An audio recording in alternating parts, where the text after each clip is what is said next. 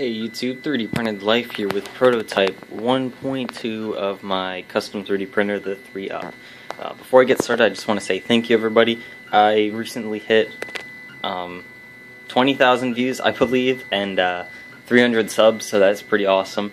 But going on to this is prototype 1.2, and this is the first fully functioning prototype.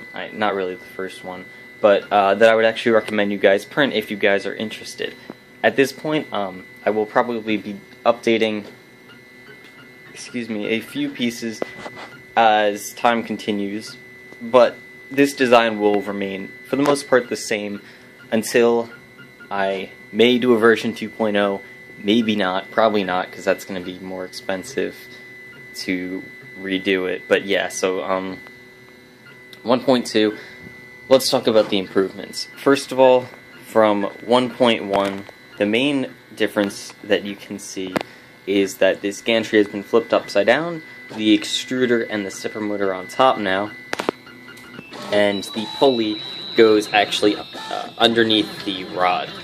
Additionally, some changes are now these pulleys, they have these little pegs, let's see, like this, that go through them and then they bolt in. So that actually makes it quite a bit quieter, and it also makes it more rigid and easier to replace those, as these are essentially the most likely piece to break. But they're easy to get to, you don't have to take anything apart, and they are very, very quick and cheap to print, which is good. So they're essentially the fail points for the printer. So some improvements since version 1.1, the speed has been dialed up dramatically, as you are about to see, and as you're seeing already. The perimeters are bumped up from 30 to 50 to 60 millimeters per second, depending on the quality you want. That's still getting really good quality with no artifacting on the perimeters.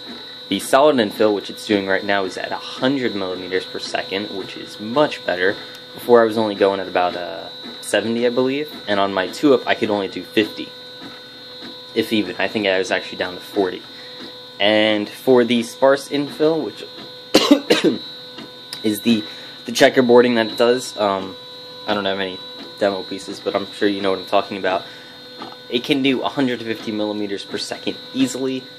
I haven't tried it any faster because I'm kind of afraid to, but I wouldn't be surprised if it could do 200. Travel speed, I do 250. It could probably go faster, but again, I'm not trying to push it too hard at the moment. I just want to get it working nice, and I don't want to break anything accidentally.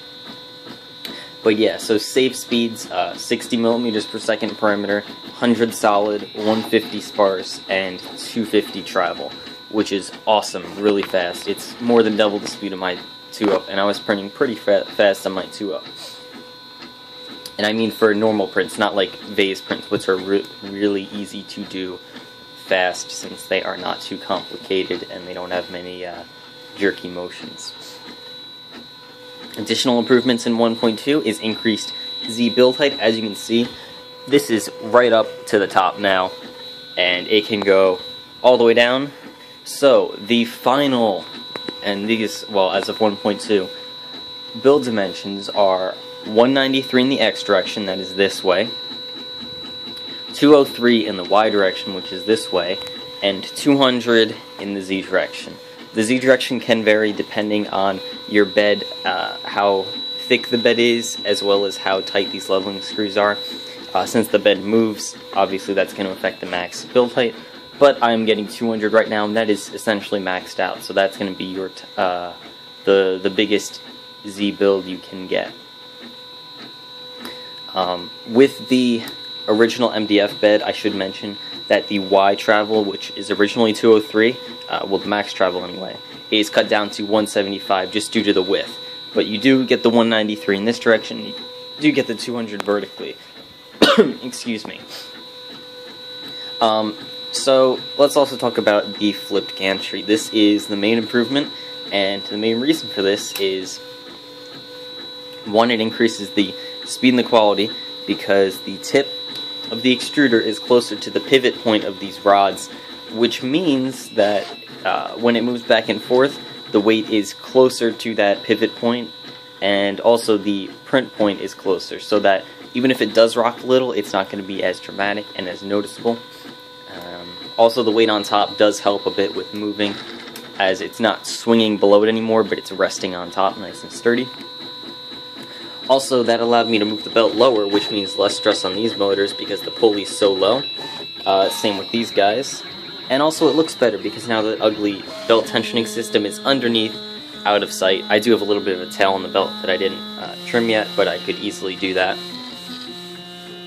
Also, these bearing blocks have been updated to be stronger.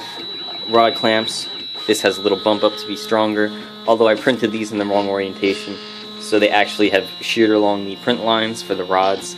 That's kind of to be expected when you print it the way I did. If you can see, you can't really see it. It's pretty good quality printing. I mean, it's hard to tell on camera which way it was printed, but so just printing these in a different orientation should bring all that strength back so they won't crack. Z-drive remains largely the same. For you guys, you'll be getting a shorter belt, so you don't need two of these, you'll just have one, and that might not even be necessary depending on the position of these guys. The motor thing, this was the biggest problem before. I made it much more rigid by adding a little plate on this side, a triangular, weird shaped plate, whatever, that just reinforces it, and now, as you can see, almost no wobble. And same with these guys have been moved a little bit closer to these bars so that they are more rigid, and really they don't move at all. So that's pretty much it. That is the majority of the update 1.2. Do keep in mind that I have these guys, which I just have not put on yet, which will go, let me just put one on, right on here, like so, and that'll look much better when those are all on. But I need longer bolts, which I can only get from Misumi, and there is no sense in paying like 10 bucks in shipping for 8 bolts that I need. So I'm gonna wait until I do the kits and I order in bulk so that I can just throw in extra bolts for myself as well as order them for everybody else. As I mentioned before, everything is correct. I just need those longer bolts to make things work. And also brackets go in here, so it should help with the rigidity of the printer to keep everything nice and square. One final thing is end stops have been essentially fully incorporated except for the Z. I'm not sure if I want to do a Z end stop just because the end stops are not known for their incredible accuracy, especially these cheap Chinese ones. So it may actually be better to set the Z height manually and have the printer just return to the memorized Z height, and then have the zeroing for the X and the Y gantry. But I will see what I can do. I might be able to get a little thing in here, end stop in here somewhere, and maybe work that out, but at the moment I'm thinking of just keeping it X and Y, and possibly adding Z at a future point. Let me know what you think, guys, about that. And if a lot of people want to see them, then I can put them in for 1.3.